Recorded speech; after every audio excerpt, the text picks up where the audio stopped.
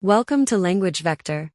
Today, we're diving into abstract nouns, words that name concepts, ideas, and feelings that can't be seen or touched. Abstract nouns refer to ideas, qualities, or conditions that you cannot perceive with your senses. Examples include love, freedom, and happiness. Can you see or touch love? What about kindness? An abstract noun is something you can't see, touch, taste, hear, or smell. Example: love is the most powerful force in the world. Freedom allows people to express their ideas openly. Courage is needed to overcome challenges. Sadness is an abstract noun. You can't see the idea of sadness. It is a feeling.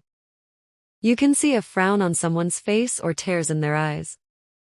Another example is beauty. It is an idea, not a physical object. Building trust within a team takes time and consistent, honest communication. Hope can provide the strength needed to overcome even the most challenging obstacles. Common mistake you can avoid. Happiness is abstract noun, but smile is not. We'll explore concrete nouns. Stay tuned. Thank you for watching.